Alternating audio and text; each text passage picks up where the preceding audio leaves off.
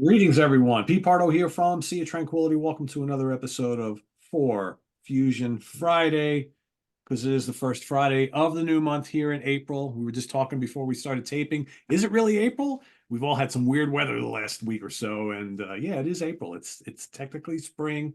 Doesn't really feel like it yet, but hopefully it will be soon. And what better way to bring in spring than to talk about live albums? And here to run the episode, as always, Mr. George Lamie, Eric Porter, and once again, our special guest, Mike Jacobs, is back. What's going on, fellas? Not much, man. It's great to Good be here. evening. Absolutely. George, of course, gave us four killer, really five killer albums to digest. And as Eric was joking about before we started recording, they're all doubles. So a lot of listening, especially if any of these are new to the folks on the panel, right? So it's a lot to digest.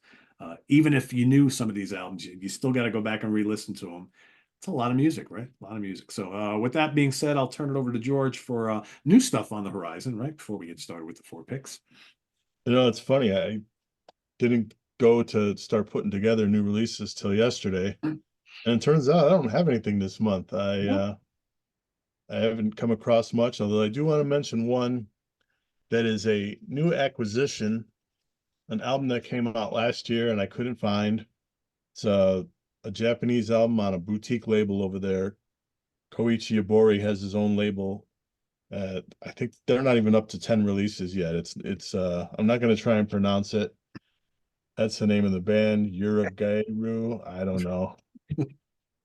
But it is a live album also, so it fits the theme. Power trio, Yabori, Senri Kawaguchi, and a bass player I'm not familiar with, Ryoji Orihara. It's 8 tracks. You got 6 Fragile covers or remakes, however you want to say it. One from an older Yabori band called What You See Is What You Get, and a cover of Elegant People. It's great. Really good stuff. The guy that got it for me, he said he got it off a website called In and Out. So if someone wants to, there's one track up on YouTube, a video track of Handle with Care. If you want to check that out, and if you want to take the dive on the CD, it's on In and Out, whatever. That's an online vendor, and he said it was only $21. So How'd you spell it again, George? Uragaeru. We'll have George put that down in the comments too. Yeah, Yeah. for sure. For those of us who are not great spellers, right? It's like, oh, what was that again? All right, are you? Write it down. Pretty minimalistic digipack, but it's all about the tunes, or it's a blazing set. So I do want to mention, since we're light on new releases, George had mentioned this last month, and I actually did get a copy. And so I'm going to be reviewing it next week on the channel on the Wednesday slot. But I did get the Guadalquivir live Bilbao, 1980. Absolutely smoking set of South America. These guys from, forget exactly where they're from.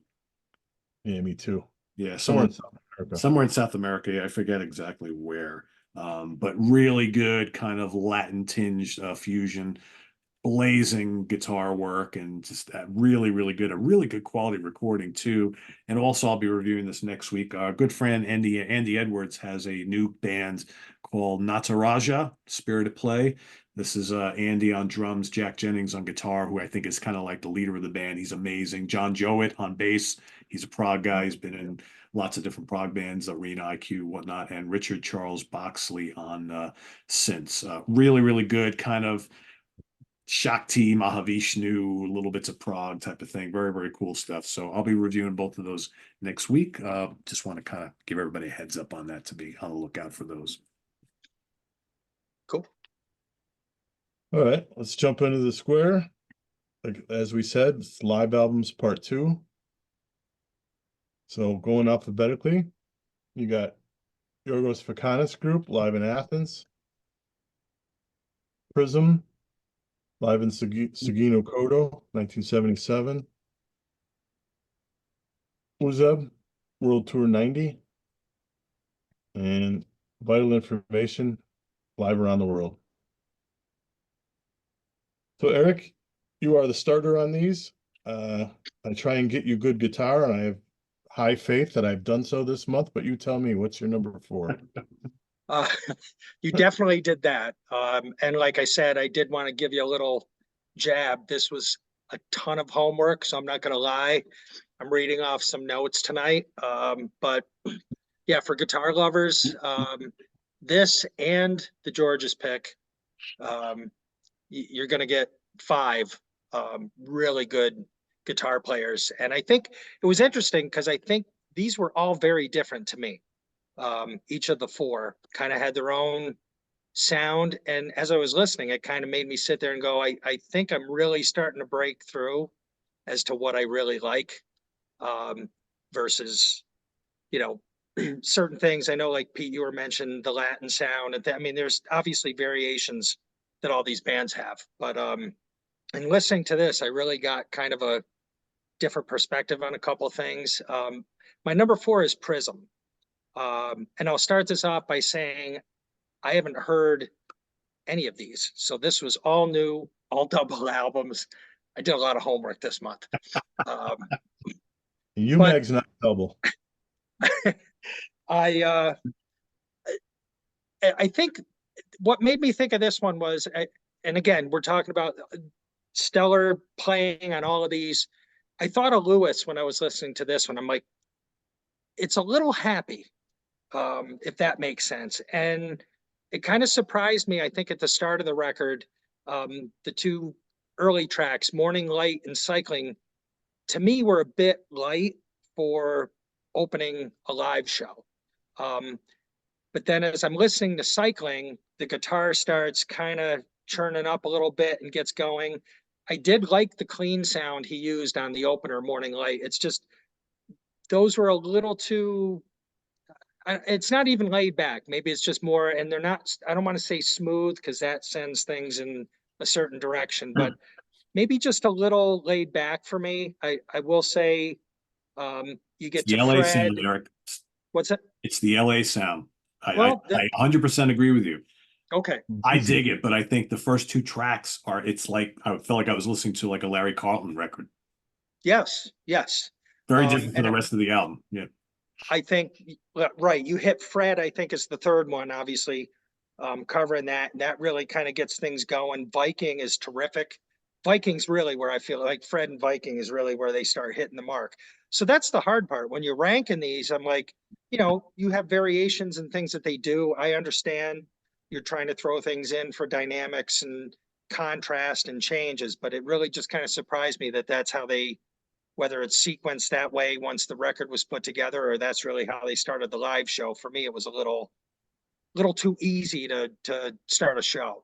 But I think my favorites were Beneath the Sea, Viking, and Shake Your Head were probably the 3 tracks. They get funky, and even some of the light stuff. I mean, as you guys were listening, like Daydream, Midnight Tango, and again, you're providing that contrast. But then, you're listening to these, I'm like, this is a little mellow for me. And all of a sudden they just throw something in there, whether it's a guitar solo or keyboards. And I'm like, and they get things going. So again, we always say it's hard to rank these. But I think just for the most part, Prism for me just had a little too much of that. And Pete, if that's the sound, we'll give it the LA sound label. Just a little too laid back, overall. I would have liked to have them burning a bit more, because when they do, they really put it together. But that's what I'm gonna go with for my number 4. All right. What say you, Mike? Almost exactly what Eric said. First of all, as far as the 4 score is concerned, these were all really good albums. And what it came down to for me, and the only way I could rank these, except for maybe the top 2, is the stuff that bugged me about some of this. So I apologize in advance if I'm like being a little picky about stuff, but otherwise it's kind of difficult. It's aesthetic preferences too. So my number 4 is also Prism. And man, if they could have just lopped off those first 2 tracks, I would have had a lot easier time listening to this, because I started listening, I'm going, what? This is, I thought it was Fusak, really. it was very frustrating at first. I'm like, it had a little bit of the old 77 sonority, the guitar sounds, and the major seventh chord fascination really kind of grated on me for a while. But as you got deeper into the album, you started to hit things like Fred, obviously. But after that, it started kicking it up a notch and a notch and a notch. The things that really put it down at the bottom for me was sound a little dated. But like the bass player is a killer player. Why does he sit on root fifth, root fifth, root fifth all the time? It really annoyed me. Like it's boom, ba-doom, da-doom, da-doom, da-doom, like he can do so much more. He's really a great bass player. And then like at the end, you started getting the stuff that bugged me kind of fell away, and you started getting even like Chick Corea Electric Band type written parts in there. And it was like really promising, but it almost made it more frustrating for like, why do you have those other tracks on here if you're going to do this later? So anyway, that's the reason it fell down to the bottom for me. I think they're all great players. It's just their aesthetic choices for me kind of soured the milk a little bit in some parts. So, but really, it's I think once you get acclimated to being in 1977, and Jocko had only been out for a year, so the bass playing was still at root fifth a lot. You can forgive that. I think it's a good album. I think it's a really good album, but I would like to do away with a couple of those tracks. So, but anyway, that's where I sit. Prism, number 4. All right. Pete, don't tell me you're going that way too. I am not. Have faith in me, George. I am not. This was really hard. All 4 of these are very, very good, and there's some really great playing across all of them. And like we talked about at the start of the show, there's some really immense guitar players on these albums. My number 4 contains one of my favorite players, but I just don't feel this album it's lacking a little bit of the intensity of the other 3. I'm going to go with Vital Information, Live Around the World, Where We Come From Tour. Long ass title, right? I mean, you got Tom Coster, you got Steve Smith, you got Frank Gambale, Baron Brown. I mean, great lineup here. Funky, a little funkier maybe than the other albums. Funky Dr. Demento is, I think, really good. Happy House got a lot of grooves. Nice jazzy solo from Gambale. First Thing This Morning is kind of like a trend on a lot of the album. It's kind of laid back and like kind of like in the pocket bluesy almost, which I don't mind. I think it's good. It's a Jungle Out There is great. I think that's like a bonus track, maybe a studio track that was tacked onto the album, right? That's really good. It's one of my favorites, but it's like so short. I think they do a great job on Coltrane's Mr. PC. I think Frank is just ripping on there. I like The Perfect Date. I think that's really cool. I like when Tom is playing Fender Rhodes or Hammond on this album. I think some of his synth sounds are terrible on a couple tracks. I mean, I know he's done that sort of thing before. When he played with Santana, I had similar issues with some of the synth sounds. But man, when he's playing organ, love it, absolutely love it. Take 8 is a pretty cool song. It's kind of laid back. They do a fun cover of Led Zeppelin's Moby Dick, which everybody gets to solo, and Costu's doing the B3 thing there, which is tremendous. And I really like Cranial Jam, which has Gambale just going nuts over and out, is another really cool piece. There's nothing really wrong with anything on this album. Again, I just think it's lacking some of the intensity of the other 3, and I want to hear Gambale even more. He does a lot of like really kind of clean, more jazzy stuff on here, and he's amazing doing it. But when he explodes, which he does in a few spots, maybe not enough for my taste. But I think it's really good. I always like Vital Information, so I'm not knocking this at all because I think it's a really good album. It's just that the other 3 just sit a little bit above for me. So. I agree. My number 4. Yeah, pretty much everything you said.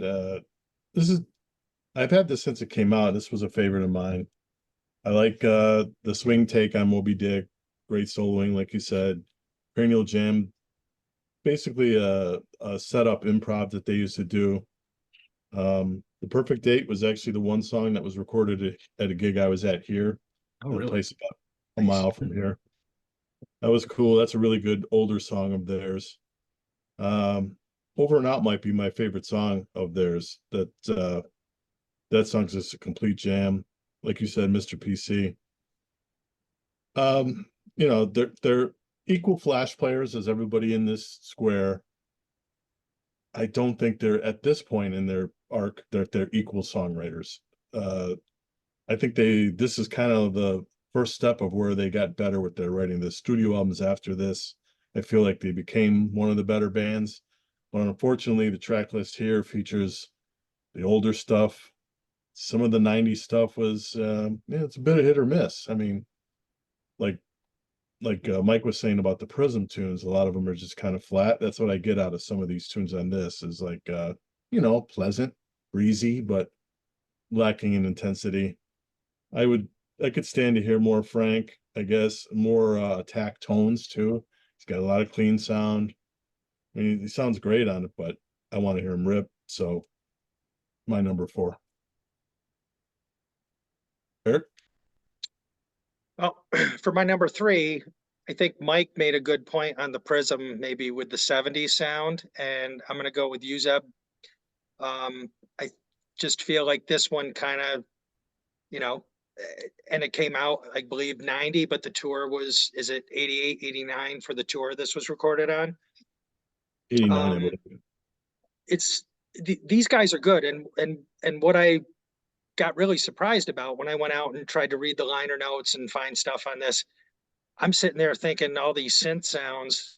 I didn't realize the guitar player was doing that, or whether they're triggers or how they're doing it, right? Because they're playing as a trio.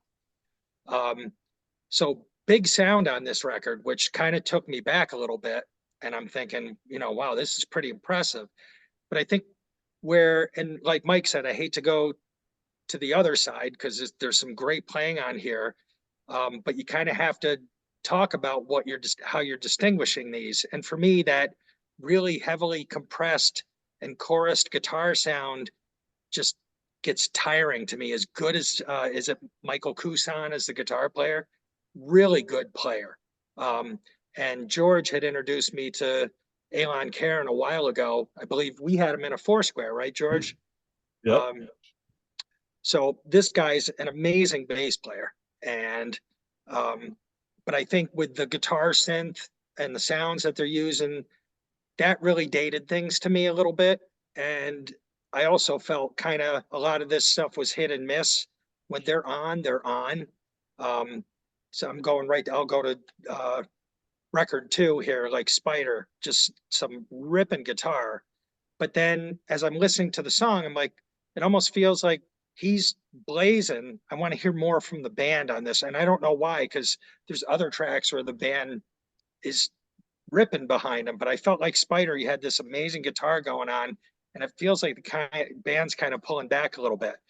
And with Karen's style, they get really funky on some tracks, which I really like. I'm starting to hear that with some of the stuff I've been listening to. I'm like, I really like when they get funky. And I think some of the examples like that highly compressed guitar is like Riff 55, Mr. Mo. It just has that sound. It's kind of you don't hear it a lot anymore, but it's that sound in the 80s that kind of came out. But again, I really didn't know much about this band at all. And George, I know you'd kind of thrown some stuff at me prior to, but I think that, as good as they are, they're really good players. I really liked a lot of it, but I think, it was just that sound just sits and it does, 30 years down the road, it just sounds a little dated to me. So that's why I went with Uzeb at number 3. Mike, you gonna follow him again? Nope. Vital Information is my number 3. You know, jazz rock fusion has, you end up getting a lot of different permutations of it, right? I mean, the name doesn't really brace you for all possibilities of what the genre covers. And Vital Information has always had like a kind of little off to the side style, like compared to like a Tribal Tech, or it's all very different. I was into Vital Information probably more in the very early days, and correct me if I'm wrong, but the trajectory of the band seemed to be like right after the Columbia years, they started to go a little more traditional sounding jazz, like they were cleaning up the tone, and then they even went to New York edition with Vinnie Valentino and stuff like that, right? Yeah. So they were going more straight ahead, and that's where I kind of dropped off. So I never had this album. I will say the playing's great. I mean, I can't quibble over any of the playing. The one thing I have to quibble with, like we're gonna say, is like I what they put on this record is not what I look to them for. Like, I don't look for clean tones from Gambale. I like that he can do that. I like that he can play a straight jazz solo with a clean sound, but that's not what I really kind of want to hear. And again, I'm going to agree with Pete with Tom Coster's sounds on this. A couple of them were just plain head scratchers. Like, they almost ruined the tune for me. Like one, he uses an accordion patch. Yeah. 100%. That's exactly Yeah. what I thought. Yeah. That's just, Accordion. wow, really. Yeah, he really plays. But There's that's a couple tunes with that, right? I mean, yeah. I remember hearing that, yeah, one or two times anyway.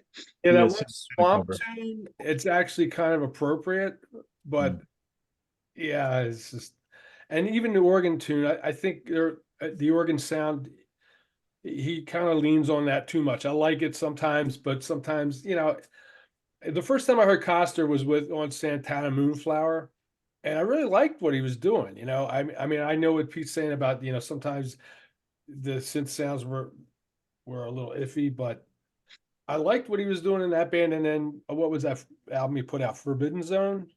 Yeah. That was a hot record. Yes. But on this, I just don't get what he's doing a lot of the time. So there's that. The tunes that I really liked, I loved Cranial Jam.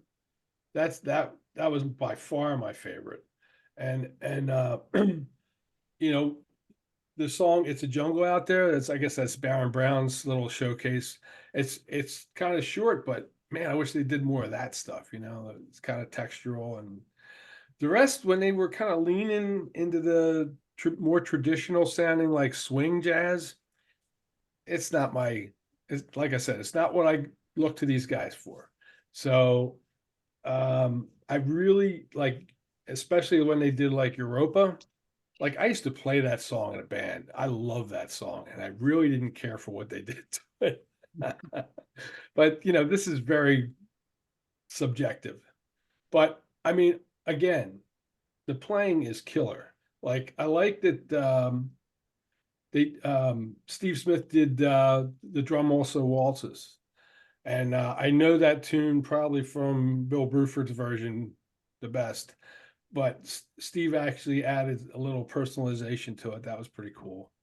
I'm not big on standards though, like Mr. PC. Like, I mean, they did a great job, but I mean, aesthetically for me, if you do a standard, I want to hear it go somewhere else. I want to hear it go like you got to blow it out of the water. I don't want to hear you do a ripping reading of somebody else's version. I want to hear a totally different version take on it. So that's probably why it wasn't higher. Like I said, there's a lot of great playing on here. I wasn't, and the songwriting for me wasn't sticking in my head for the most part. But I could listen to it again, even though it's really long. George, thank you. Yeah. Yeah, there was too much trying to stick in our heads. Like that's the hard part. Yeah. But yeah, so there it is. I mean, Yeah, it was a great album. I mean, great playing on the album, but I think that's why it fell down to 3 for me. So there you go. Our listener, Table Six, he said to me, "Who knew there was so many double disc fusion albums?" I'm like, "Yeah, they're out there." They're out there. Meanwhile, how many times on this channel for other styles of music we complain about these single live albums, right? Oh, it should have been a double. And now we're like, oh, these doubles are like too much. Right? We complain about 2 long studio albums and 2 short live albums. So I know, right? Yeah, yeah. What's your number 3, Pete? All right, I'm going to go with Uzeb number 3. Some great playing on this album. I was listening to Eric talk about it, and I think he's made a lot of really good points about some of the choice of sounds and tones and things. But I think these guys are terrific musicians. I just find that some of the tracks don't really work for me. Some really do. I think some kind of meander. There's some acoustic stuff. There's some tracks where he's just Kusan is just ripping with like rock intensity. I mean, Uzeb Club, it's funky. He just smokes on that guitar solo. Really, really good. New Hit is another great song. I like when they get kind of funky, mix the fusion, the funk. I really like that a lot. I love the what is it that batches songs here? What the hell is it called? Mr. Bill, Wake Up Call, Funk of Leon. I mean, that's those 3 tracks, just amazing. Really, really good stuff happening there. Loads of great solos. A couple of the last tracks kind of meander a little bit for me, and they're a little on the light side. And I find some of these songs just compositionally don't really hold together that well, but it's hard to knock it because some of this, the playing is just absolutely superb. I mean, the bass playing is just amazing. He's just so, so good. And I like that every now and then they dip into like a couple tracks on here, like Home reminds me of the Pat Metheny group, like late 80s Pat Metheny group. And I'm totally fine with that because I love Pat Metheny group. And I like that they can kind of switch it up. That other one with the really long title, was it Not Even the Shadow of the Tail of a Lizard? You're exhausted by the time you read that one. Yeah, that's another one. It's got kind of like this kind of like jazzy fusiony heartland type of thing, which I kind of like. I think it's good. Their take on Donna Lee is cool. I agree with what Eric said. I think Spider's got some ripping stuff on it, but again, it's like it's getting a little noodly. Loose is another one. It's like it just kind of meanders a little bit. But man, the playing is great. These guys are amazing musicians, and maybe this is all I have from this band. So I'm wondering if I need to check out some of the studio stuff. I don't know, George. Maybe that's maybe a better place to start. But I really like this. I do. I just there's a little faults here and there, but I think it's, I would recommend this to anybody because I enjoy listening to it. There's some great playing on it, but to me, it doesn't work 100% through and through, but it's still good.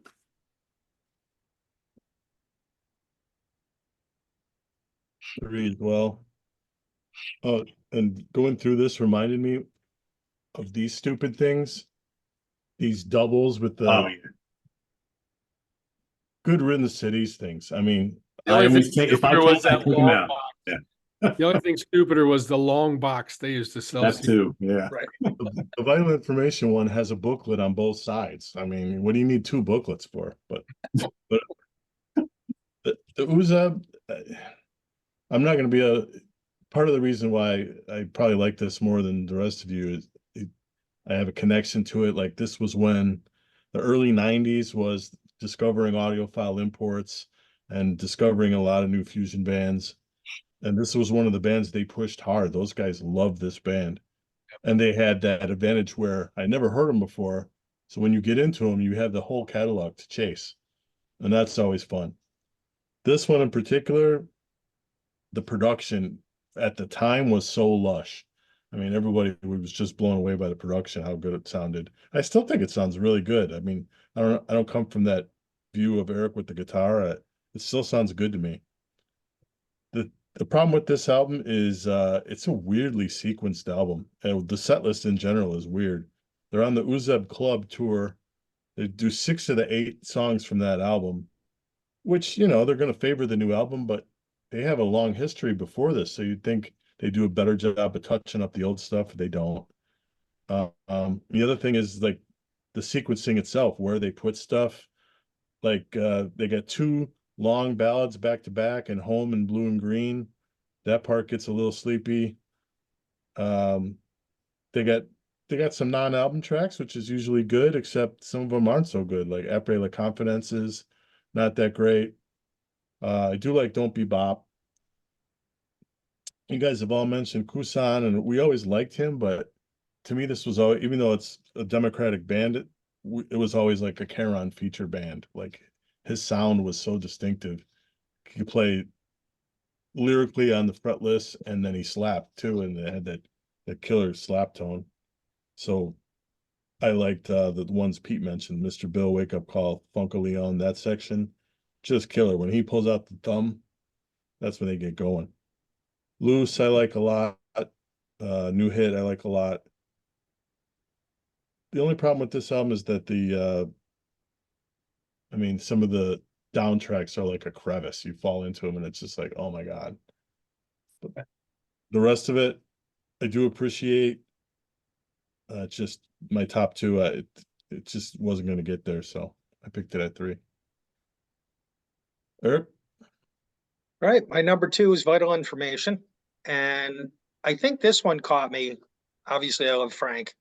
And I was a little surprised because I kind of agree with Mike, where this probably of the 4 maybe leaned more towards a more traditional or a straight jazz sound. But I kind of got into this as I was listening, like when it opens, that Dr. Demento almost feels like they're warming up. Like, all right, we're getting ready, kind of gets things going, almost gives everyone a little chance to get loose and jam a little bit. And I really, even though they only reference it a little bit, I really liked Moby Dick. I mean, it was like, you hear that riff and you're like, oh, that's cool. And then they kind of go off and jam and everyone's doing their stuff. I think there's some bass soloing in there as well.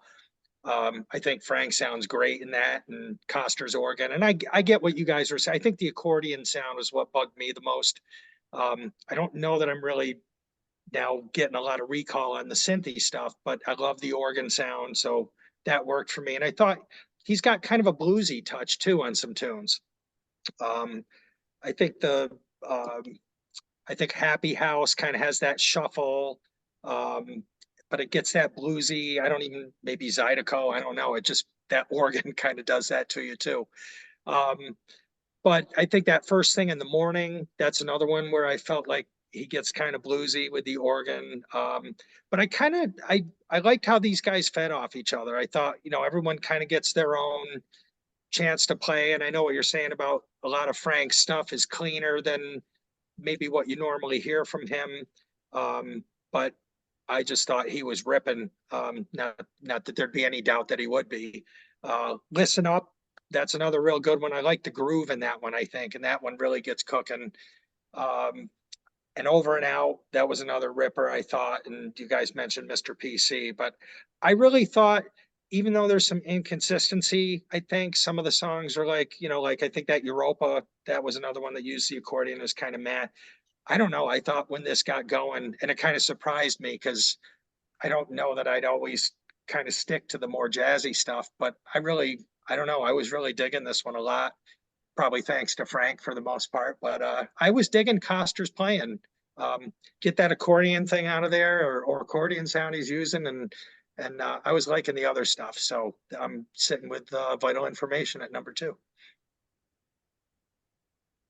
Yeah, I saw them, geez, 7 or 8 times, and he played accordion at all the shows. Did he? Okay. He always drags it out. Yeah. Well, I mean, it's kind of cool, right? I mean, but maybe a little bit, one song. Mike, what's your 2? My number 2 is Uzeb. This was the only one that I had, and I can't say that I listened to it a whole lot. I got it in the early 90s, and I singled out a couple tracks on my iTunes. Like, for some reason, I had this weird thing, like I would just take the best tracks and put them in my iTunes, and that way I'd save on memory. That's kind of dumb, right? But anyway, after a couple of iTunes crashes and losing the library, I still have it in the rack. And but I hadn't listened to it for a long time. So George, I have to thank you for calling this one because I fell in love with this record all over again. Actually more than the first time I had it. First of all, yeah, it does sound good, and it's recorded to DAT. Remember DAT? Yeah. Digital audio tape. But and for the reasons that I like it, are going to be different, probably for the same reasons some of you guys don't like it. First of all, I played in a lot of trios.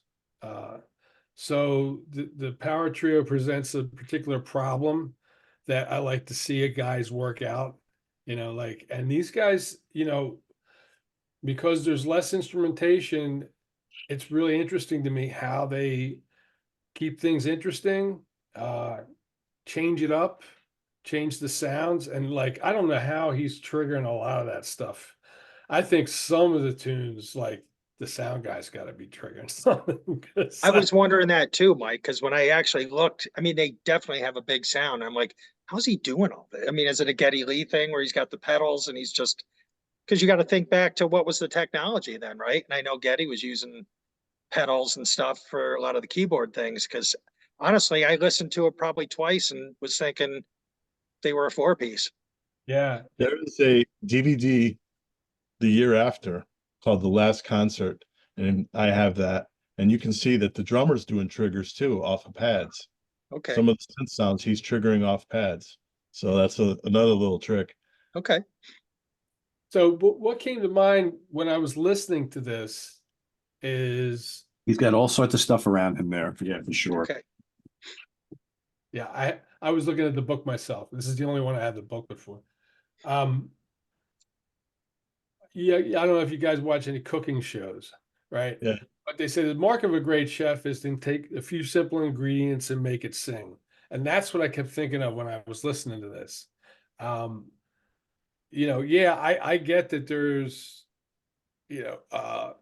lulls and maybe questionable program sequences in here for somebody's taste. But I actually liked it. I liked the fact that it was very dynamic. I liked the fact that you never knew what you were going to get. You were going to get like almost straight ahead jazz, but not in a kind of like cool swingy way. It was all done with an aesthetic that I really appreciated. I guess that's just the way I'm wired. I really like this a lot. Kusan was killer. I mean, I was listening to it in the car back and forth to work, and I swear one of those tunes, I think that was the first tune on the second side, Spider. Did somebody pick up the Trower reference? Like, Oh, he was doing like a Trower, like, and I'm going, wow, he's really going all over the map. But in general, I really liked the variety of tones, the variety of material, the variety of aggressiveness. And to be honest, George, my favorite, well, I can't say it's the favorite, but one of my absolute favorite tunes on this is Home Blue and Green. Like that to me, if you're going to do a standard, that's what you do. You just obliterate it and turn it into something totally different from what Miles did, And I think it's dreamy, spacey. It's like Holdsworth, and Steve Vai take a rip at Miles, It's I really dig that too. But anyway, I thank you again for putting this on my radar again. I fell in love with it all over again. But it didn't quite reach the top. You got all those CDs behind you. You got to listen to them, man. Come on. I do once in a while. So What's their- Kusan is listed on here as playing F guitar synthesizer, LAG guitar, I don't know what that is, Godin electric guitar, Simon and Patrick acoustic guitar, GM70, GR50, and Roland guitar synthesizer. Right. I haven't looked in a while, but that whole last the DVD is called The Last Concert. That used to be up on YouTube. If you guys want to go watch it, it's a really good show. I haven't seen the whole thing, but I've seen clips of it. Yeah, it's pretty good. I So, kept but looking to see how he was triggering stuff too, but I couldn't tell. yeah, let's hear about you too, Pete. So Number two was tough. I fully expected my number two to be my number one going into this. And then as I went and re-listened to this stuff and again, and there were some things that kind of annoyed me a little bit about my number two. But man, the playing is just so mind-blowingly amazing. And it's got, to me, the best guitar playing of any of these four. And that's the Yiorgos Fakanas group. Guthrie is off the charts great on this. I will go and say that I think this is the best guitar playing he has ever done on any album. It's earth-shatteringly good. My issue with this album is, as great as all the playing is, so many of the songs start off great, and then let's do a guitar solo, let's do a bass solo, let's do a drum solo. And to me, after a couple of songs of that, the songs are like 10, 15 minutes long. I'm like, oh, can we please have a little bit of composition, please? But man, the playing is it's just absolutely ferocious. I mean, Acrobat is just killer. And what a solo. So good. Volanta, another great one, another killer solo. And even the bass solos and the drum solos are good, but it's just like, if you're going to give me how many 10-plus-minute tracks, a lot, and four of them have that same kind of pattern, you start to lose me a little bit. But I love the playing so much. I mean, there's some little bit of electric band stuff going on here. Fakanas bass playing is just absolutely terrific. Chameleon totally rips. Senza is nice. That's a little different. It's a little kind of melodic jazzy thing. I wish they did more of that. Inner Power is another really, really good one. And I think for me, the stuff that's a little more composed is really kind of the meat of this, and it really shows how great these guys are together. I just wish some of the tracks were a little bit tighter, maybe just a little bit less. Let's everybody stop and let this guy rip a solo and jam, and then to me, there's a little bit too much of that. But man, Guthrie is just jaw-droppingly amazing on this. So I wanted to put this in my number one. But ultimately, for those reasons, it fell just a little bit short. And I think my number one, I just enjoy a little bit more. But yeah, this is anybody who has marveled at Guthrie Govan and Steven Wilson albums or the Aristocrats or whatever. That's all great. Get a load of him on this. You will be amazed. All right. Two is a Prism. I really like this album. I found it a few years ago. It's recorded in 77, but released in 2004 archivally. Oh, And really? man, the production is so good. It doesn't sound like I'm struggling to think of a 77 album that sounds this good. I'm marveling at the production. And the track list, considering what's going on, at this point, they have one studio album. So that whole album is on here, and then like a smattering of stuff from the second one. I think there's one from the third album. They must have had all this stuff written. It's the 70s, you're going to put out an album every year. So they had all this stuff ready, and then they still had to fill it out. So they put three really well chosen covers with Fred and Midnight Tango, and That's What She Said, which is a George Duke song. I hear what everyone's saying about the first two songs being in the breezy category, but they don't bother me. And then once those are over, you're in the meat of this. It just keeps picking up from there. The second disc, almost the whole thing smokes. I mean, Fujin, which is the song that's Japanese writing, that's called Fujin. Tornado's ridiculous. Prism, the kind of title track, pseudo title track. That's What She Said. All the three covers are great. Midnight Tango, I mean, they nail all the sounds from Elegant Gypsy. I mean, it just sounds so good. And the other thing this represents is that their studio albums are in large part, a little bit hit or miss. This does what a really good live album does, culls the best stuff, and you don't have all these other little tracks. I mean, there's no real down track on this for me. It's just a really good listen. like all the players, don't really love any of them, but it doesn't matter because I just like these tunes. So made my number 2. Eric, coronate your winner. Well, I want to steal Pete's intro for this one. Guthrie just, and you got to mention all these guys because Fakanas is an amazing bass player. And as I sat listening to, I basically, and I'm not joking, I think when I heard Acrobat, I went back and played that 3 or 4 times before I even went any further because I was just absolutely blown away. And Pete, I agree with you 100%.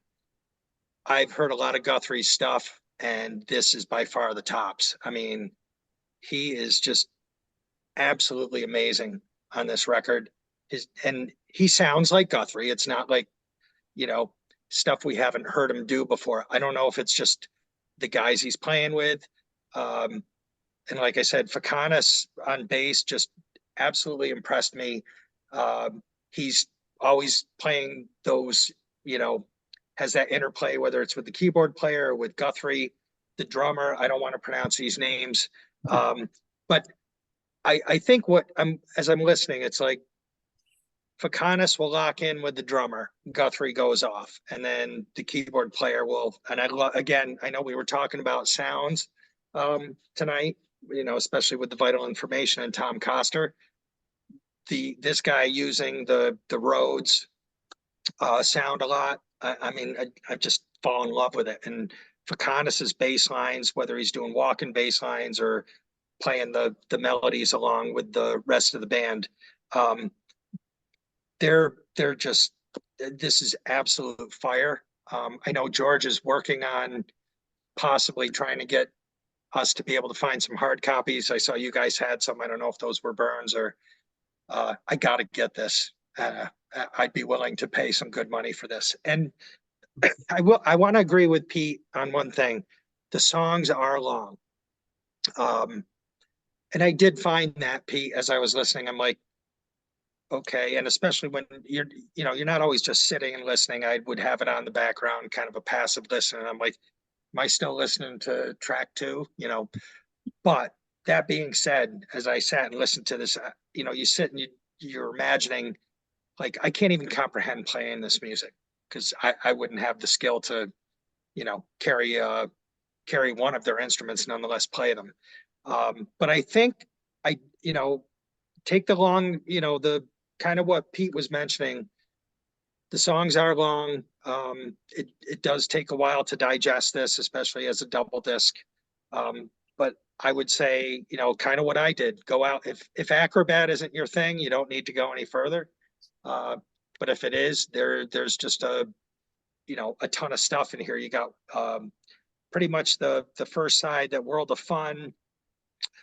Senza kind of, and I usually, the laid back stuff doesn't always connect with me, but I felt like they really blended well on that one, even though it's a little laid back. I think when these guys get funky, I'll throw that Parhelia, if that's the correct pronunciation. They groove.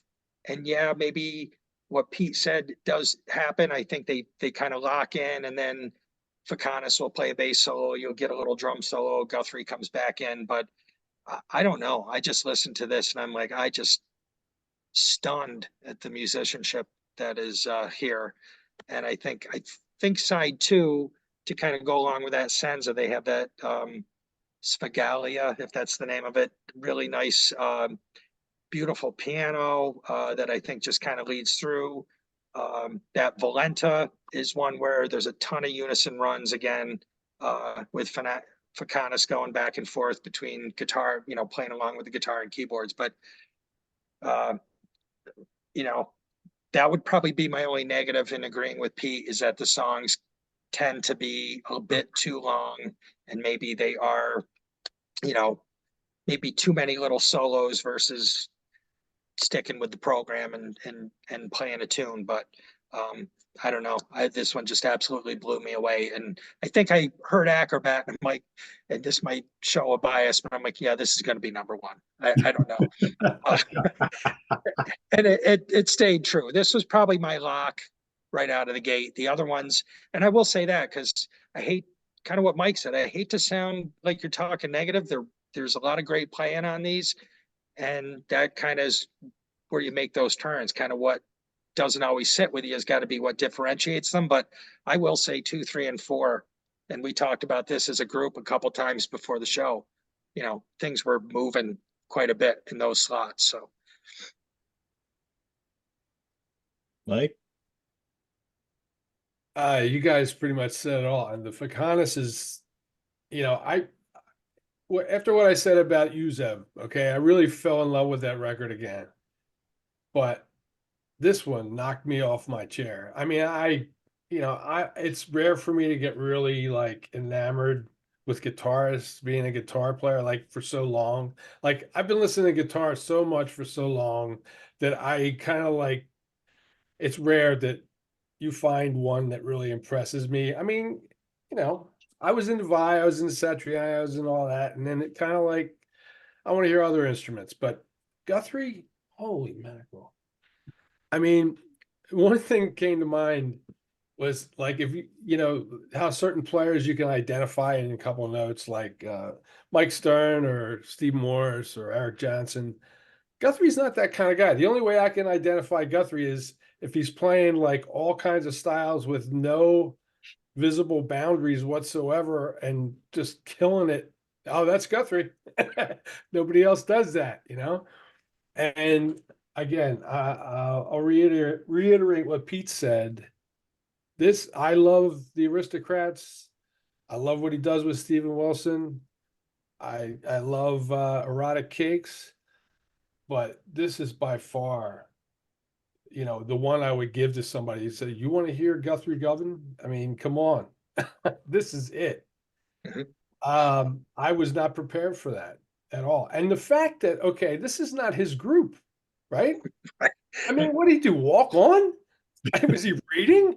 Come on. right, yeah. I mean, imagine this, right? I mean, he was hired for a tour and he does this? Holy mackerel. It's unbelievable. And that's okay. That's the reason, like, I can't not put this at number one because it's just I'm still in shock, really. I agree with what Pete said and what Eric said in terms of if there's any downsides to this. The songs are long and they all have too many obligatory solos. But I think part of that's because the composing is so like intricate and fiery. You probably wouldn't even miss a solo if you didn't have it in a couple of these, right? So I that's the only downside I could see to this, but man, I'm still in shock and awe. So yeah, Guthrie Govan. Unbelievable. So I think George knows me pretty well. Prism is my number one. I love 70s fusion, man. Really do. But this has I agree with you about the production. It's just really clean and fresh sounding. It doesn't sound dated to me at all. I don't mind the first 2 tracks because I like that stuff anyway. I like the whole Lee Ritenour, Larry Carlton 70s California fusion thing, the LA sound. So I don't really mind it. But then it just becomes a different beast right after those 2 tracks. I mean, just man, cycling is so good. And that moves right into Fred. Terrific cover of Fred. I mean, just the covers are spectacular on here, but it's the other stuff. I mean, Viking is tremendous. I love Shake Your Head. Great rhythms, the bass just pumping all over the place, just really, really good. The first time I heard this and Midnight Tango came on, I was kind of like, wait a second. It's like it's so good. It's so authentic. I was just like, holy cow, is Al on there? It's just like really, really good. I like, Beneath the Sea, got some cool sax on there. Prism is a burner. Tornado is a total scorcher. And a couple of songs on here kind of scratch that like RTF Brand X itch that I get from time to time. And I really love it. I love the production, love the playing. And I agree, like none of these guys, they're all great players, but nobody seems to be wanting to stand out above the overall group, which I think is really cool. Though I love the guitar player, I think he's terrific. But like they're all on some kind of equal plane, and I think it all works really, really well. And I just, out of all of the albums, I think this is the one that just start to finish just holds up a little bit better for me, a little bit tighter compositions, and that's kind of why it's number one for me. But there's great stuff on all these albums, and I feel really bad that I put this at number two because there's just some amazing, amazing playing on there. But I think I like this one a little bit better. So, Is Akira Wada the only guitar player on the Prism? There's another guy listed on some of it. Yeah. Okay, But Yeah, I thought I think there were harmony leads or something going on there. I never got the names or anything. So Yeah. Katsu Shoshi Morizoni or something like that. Probably butchered that, but I'm the opposite of you. I feel bad putting the Prism at two, but I mean, I had to go in the end. I had to go with this, just too intense.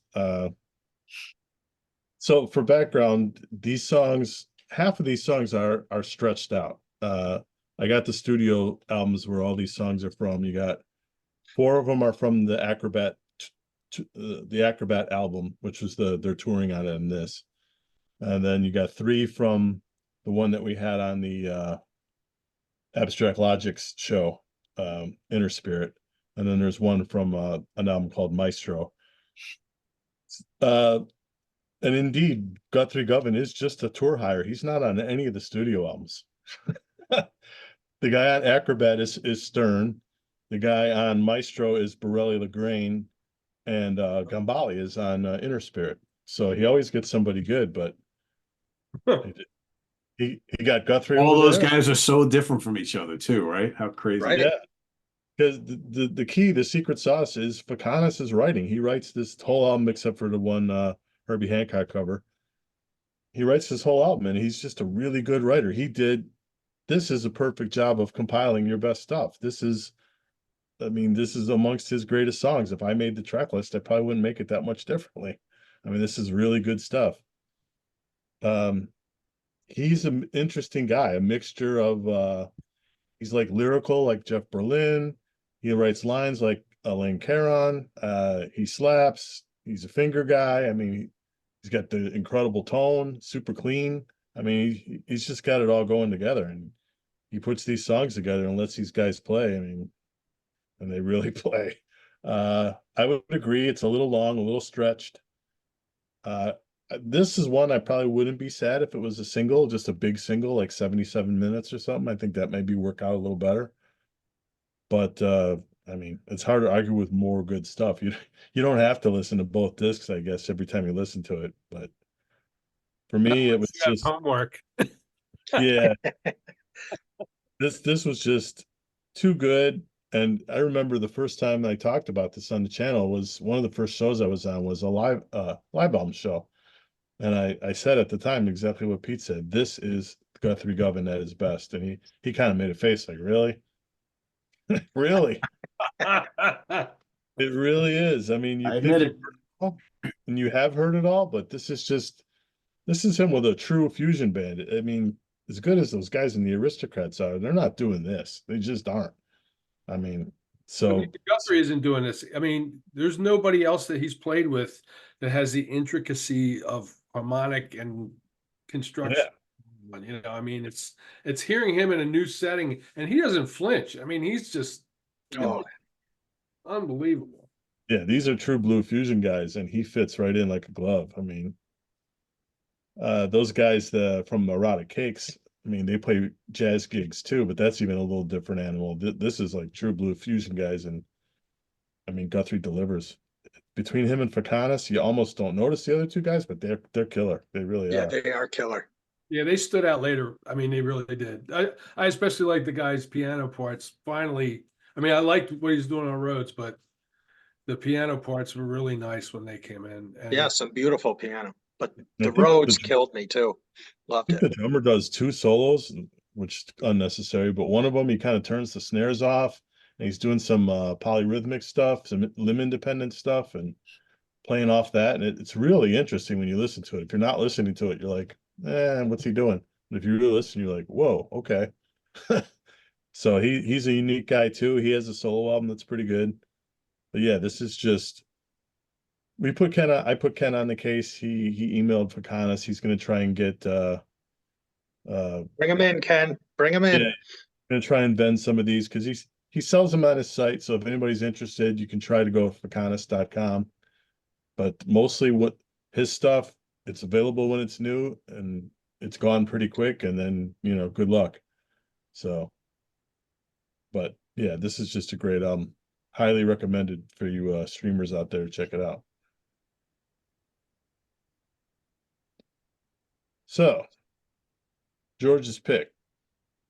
I wasn't that sure about this one. I wasn't sure how it would go over. Why? I just, I don't know. It's kind of in the middle of a lot of things, so I wasn't certain. Had a good feeling.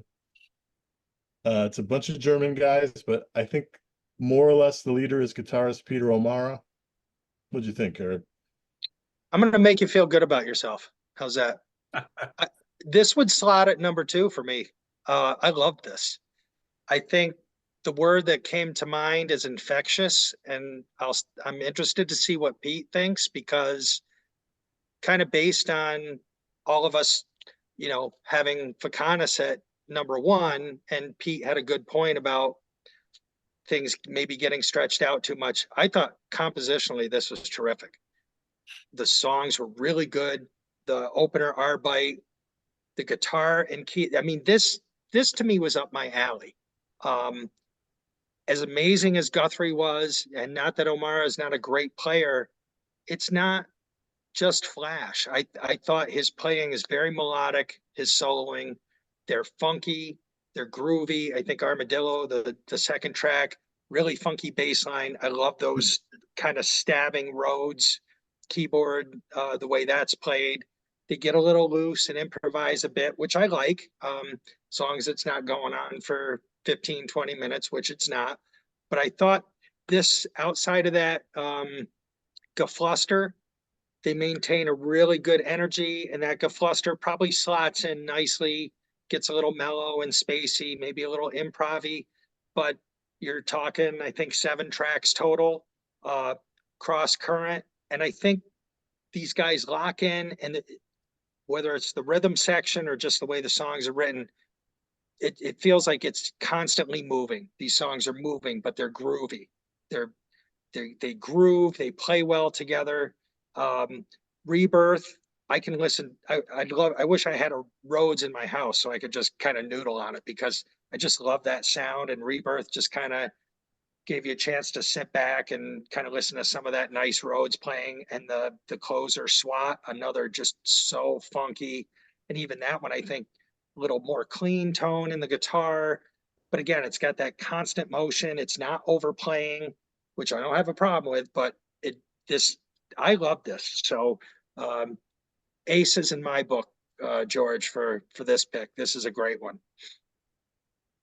You liked it, Mike? Absolutely. Absolutely. I'm so glad it wasn't in the 4 square. It would have really made it really hard. I think,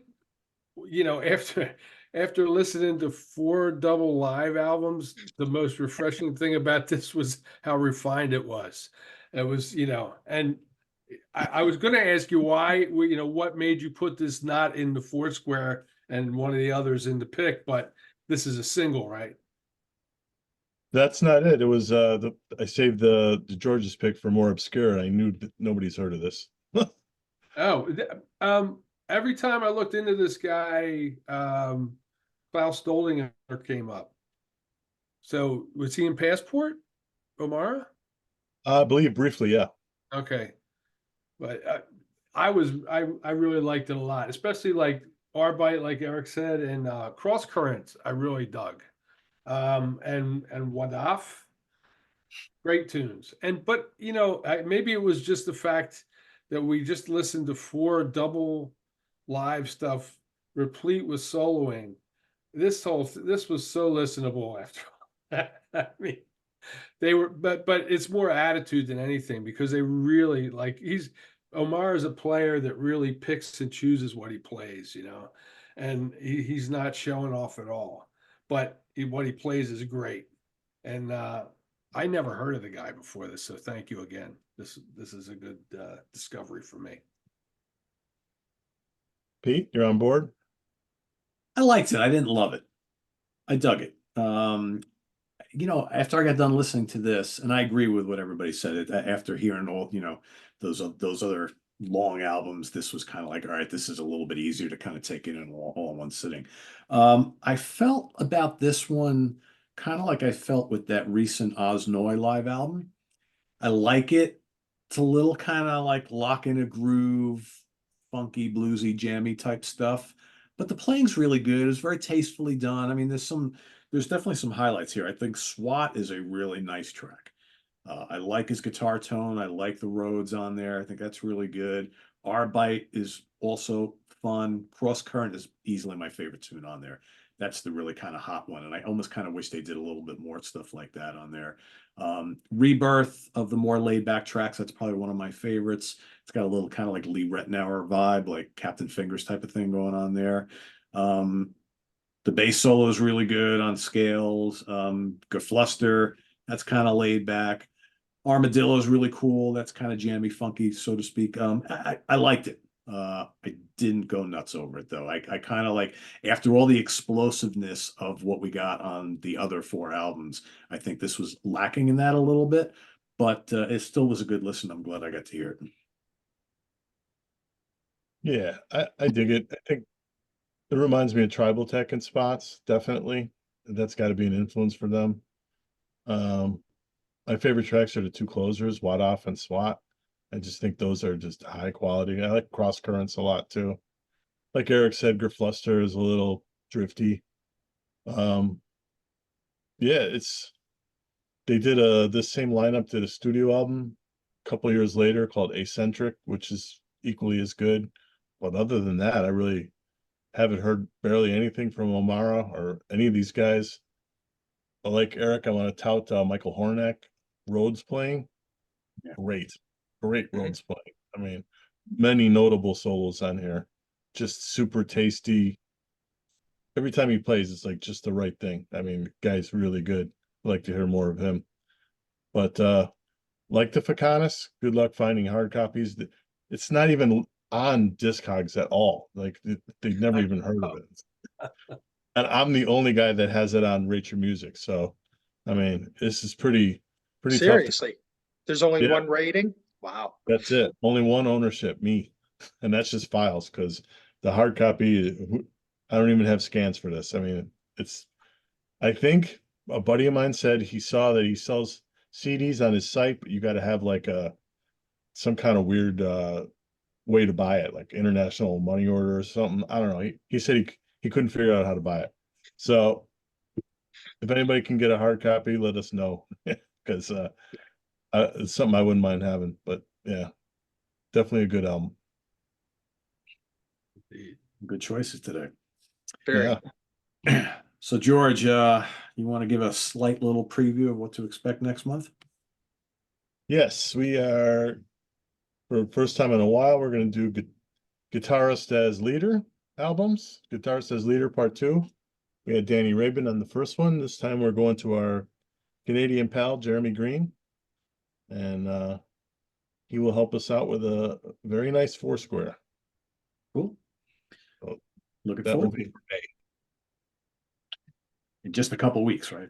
Could say it a month, but never seems like it's a month. It gets here really, really quick, right? So everybody get listening, right? So we want to thank Mike for joining us once again. It's always a pleasure to have him on the show, and we'll be seeing him again in the not too distant future, as long as he's up for it. I'm sure you're up for it, right, Mike? Absolutely. There you go. Well, thanks for watching, everybody. What do we got coming up here on the channel? UK Connection tomorrow. Simon, Stephen, and myself will be talking about our favorite and least favorite Blackfoot albums. Got ranking the albums coming up on Sunday. We've got In the Prog Seat coming up on Tuesday. Album study. Yes, is Tales from Topographic Oceans, which will be very enjoyable for a lot of people. Maybe not for all the right reasons. So we'll see. Until then, visit us on the web at www.seatranquility.org. We're on Facebook. We're on YouTube all together. all the all damn the time. damn time. Please subscribe if you haven't already and click on that notification bell so you get alert of all of our content as it posts. And please do hit the like button before you leave. See you next month here on 4Fusion Friday. For Mike Jacobs, Eric Porter, George Lamie, I am Pete Pardo. Thanks for joining us.